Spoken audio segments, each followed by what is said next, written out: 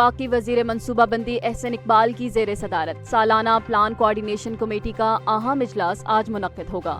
ذرائع کے مطابق اجلاس میں چاروں صوبوں آزاد کشمیر اور گلگت بلتستان کے نمائندے شریک ہوں گے۔ اجلاس میں آئندہ مالی سال کے ترقیاتی منصوبوں اور اقتصادی اہداف پر غور کیا جائے گا۔ آئندہ مالی سال کے لیے پبلک سیکٹر ڈیولپمنٹ پروگرام میں 1020 ارب روپے مختص کیے جانے کا امکان ہے۔ ذرائع کا کہنا ہے کہ حکومت آئندہ مالی سال کے دوران شرح نمو کا ہدف 4.2%، جبکہ افراط زر کا ہدف 7.5% مقرر کرنے پر غور کر رہی ہے۔ اجلاس کی سفارشات کو حتمی منظوری کے لیے قومی اقتصادی کونسل میں پیش کیا جائے گا، جس کا اجلاس بھی رواں ہفتے متوقع ہے۔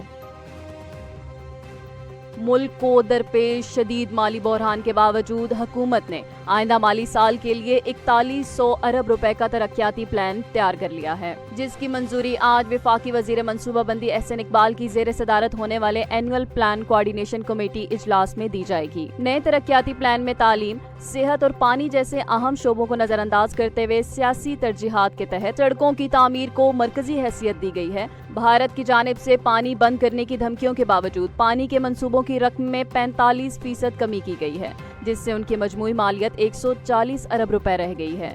دیامر بھاشا ڈیم کے لیے بھی فنڈز میں 5 ارب کی کٹوتی کر دی گئی ہے۔ وفاقی وزارت تعلیم کے بجٹ میں 27% اور ہائر ایجوکیشن کے بجٹ میں 32% کمی کی گئی ہے۔ دوسری جانب ارکان اسمبلی کی ترقیاتی اسکیموں کے لیے 50 ارب روپے مختص کیے گئے ہیں۔ ترقیاتی بجٹ میں اس سال وفاق کا حصہ کم جبکہ صوبوں کا خرچ بڑھایا گیا ہے۔ صدر مملکت آصف علی زرداری اور وزیر اعظم شہباز شریف کے درمیان گورنر ہاؤس لاہور میں اہم ملاقات ہوئی۔ ملاقات میں اسپیکر قومی اسمبلی سردار ایاز صادق، وزیر داخلہ محسن نقوی، گورنر پنجاب سردار سلیم حیدر خان اور سینیٹر سلیم بھی شریک تھے۔ اعلیٰ سطح کے اس ملاقات میں ملک کی سیاسی اور سیکیورٹی صورتحال پر تفصیلی تبادلہ خیال کیا گیا۔ وزیر اعظم نے اپنے حالیہ 4 ملکی دوروں سے متعلق صدر مملکت کو بریفنگ دی۔ ملاقات کے دوران صدر زرداری نے اس بات پر زور دیا کہ حکومت آئندہ بجٹ میں عوام دوست اقدامات یقینی بنائے تاکہ عام آدمی کو ریلیف مل سکے۔ صدر کا کہنا تھا کہ سیاسی اتحادیوں کو قومی مفاد میں مل کر کام کرنا ہوگا تاکہ استحکام اور ترقی کے اہداف حاصل کیے جا سکیں۔ وزیر اعظم اور صدر کے درمیان سیاسی اتحادیوں کے درمیان تعاون کے فروغ پر بھی گفتگو ہوئی۔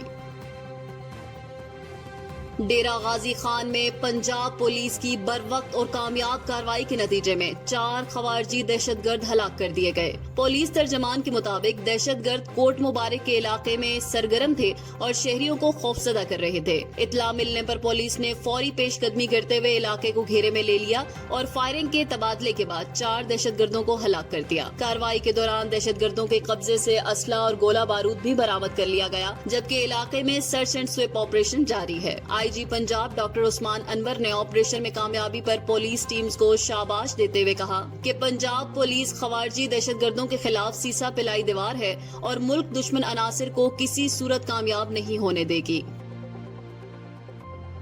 چین نے بھارت کو خبردار کر دیا کہ اگر اس نے پاکستان کا پانی روکنے کی کوشش کی تو اسے پاکستان کی سالمیت پر حملہ تصور کیا جائے گا۔ چین کے سینئر تجربہ کار وکٹر گاؤ نے بھارتی میڈیا سے گفتگو میں واضح الفاظ میں کہا کہ چین پاکستان کی خود مختاری، سالمیت اور قدرتی حقوق کا مکمل محافظ ہے۔ وکٹر گاؤ کا کہنا تھا کہ چین دریائے سندھ کے بالائی حصے پر موجود ہے اور اگر بھارت دریا کے بہاؤ کو روکنے کی کوشش کرے گا تو چین خاموش تماشائی نہیں بنے گا۔ انہوں نے بھارت کو خبردار کیا کہ اگر درمیانی حصے میں بیٹھا ملک نیچے والوں کا حق چھینے گا تو اوپر والا ملک کیسا رد عمل دے گا، یہ سوچ لینا چاہیے۔ انہوں نے بھارت کو بین الاقوامی قوانین کے خلاف ورزی کے نتائج سے بھی خبردار کیا اور کہا کہ سندھ طاس معاہدے کے خلاف ورزی عالمی اصولوں کی صریحاً پامالی ہوگی۔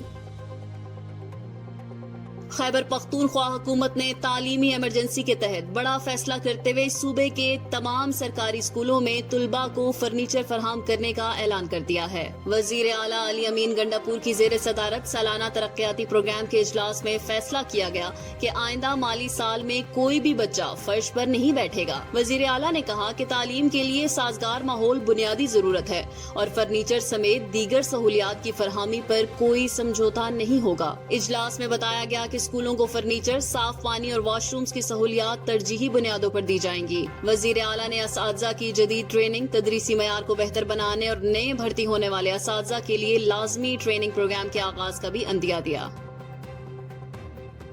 پاکستان ایئرپورٹس اتھارٹی نے گوادر کے مستقبل کی پرواز کو نئی بلندی دینے کا بڑا فیصلہ کر لیا۔ نیو گوادر انٹرنیشنل ایئرپورٹ کی عالمی سطح پر اہمیت کو مد نظر رکھتے ہوئے اگلے 10 سال کے لیے بزنس اور مارکیٹنگ پلان تیار کیا جائے گا۔ اتھارٹی کے مطابق بین الاقوامی ماہرین کی خدمات حاصل کرنے کے لیے برڈز طلب کر لی گئی تاکہ جدید، مؤثر اور نتیجہ خیز مارکیٹنگ حکمت عملی ترتیب دی جا سکے۔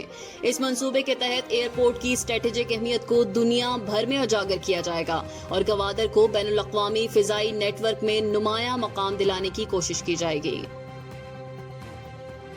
پاکستان نے بنگلہ دیش کو T20 سیریز میں وائٹ واش کر دیا۔